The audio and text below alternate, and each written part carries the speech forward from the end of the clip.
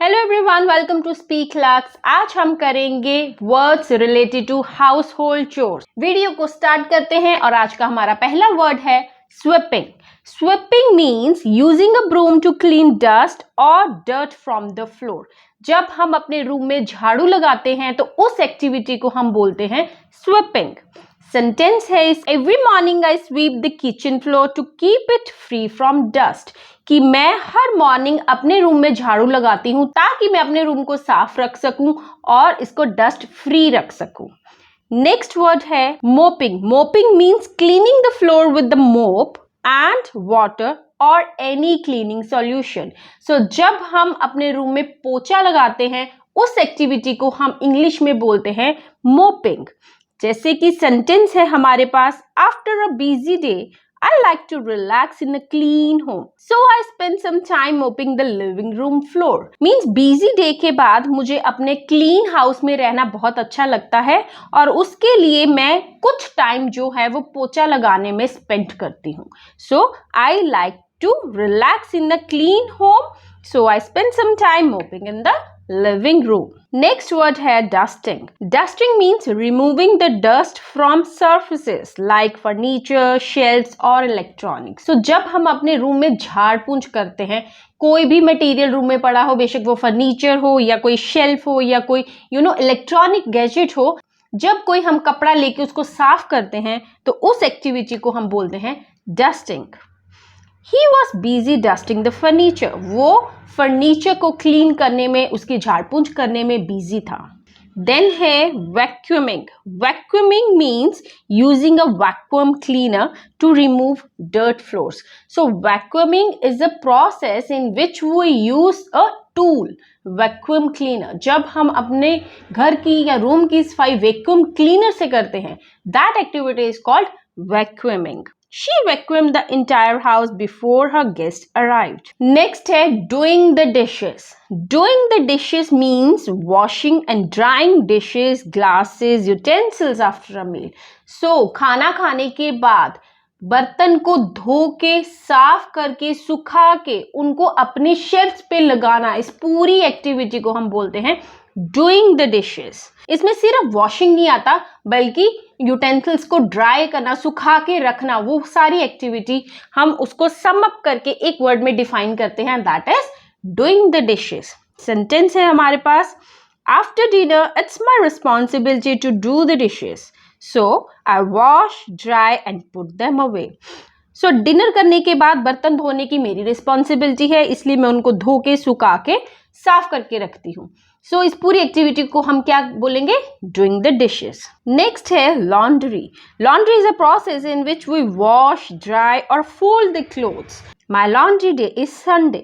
सो कपड़े धोने का जो दिन है वो मेरा कौन सा है? संडे। देन है sweeping the porch. Sweeping the porch means cleaning the outdoor entrance area of the house. Like जो हमारा वरांडा है, जो हमारा बाहरला आउटसाइड एरिया होता है घर का, उसको जब हम साफ करते हैं तो उसको इंग्लिश में बोलते हैं sweeping the porch. Sweeping the porch. Before guest arrive we made sure to sweep the porch to create a welcoming entrance.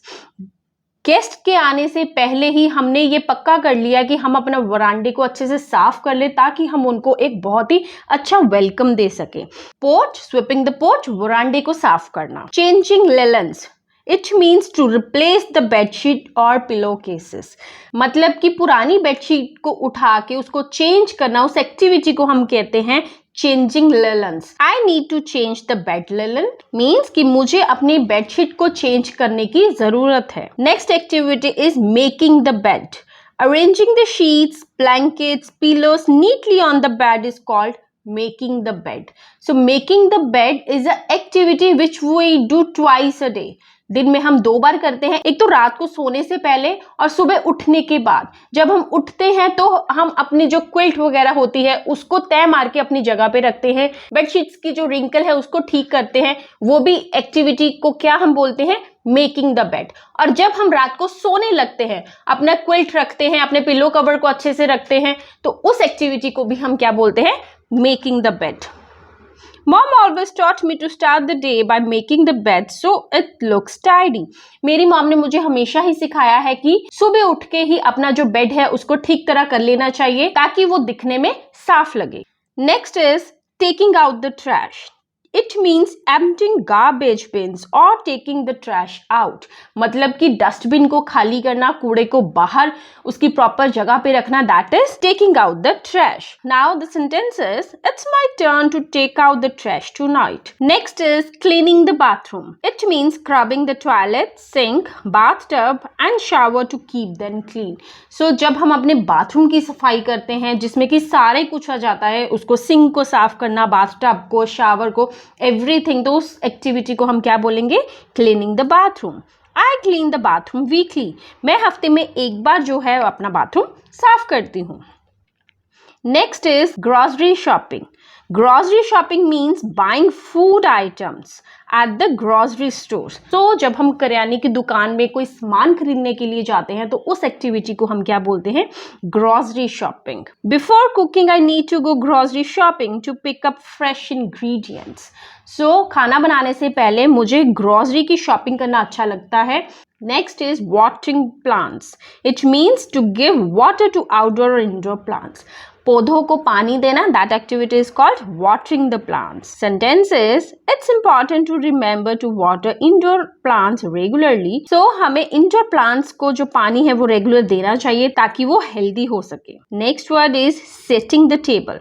Setting the table means placing plates, utensils, glasses on the dining table before any meal. So setting the table, जब आप खाना खाने से पहले अपना table लगाते हो, plates रखते हो, यूटेंसिल्स, ग्लासेस रखते हो, तो उस एक्टिविटी को हम बोलते हैं setting the table. Sentence is, my sister always helps with the setting the table before dinner by placing plates, forks and glasses for everyone. मेरी सिस्टर टेबल को सेट करने में हमेशा ही हेल्प करती है. डिनर से पहले प्लेट्स, फोक्स और ग्लासेस सबके लिए वो लगाती है.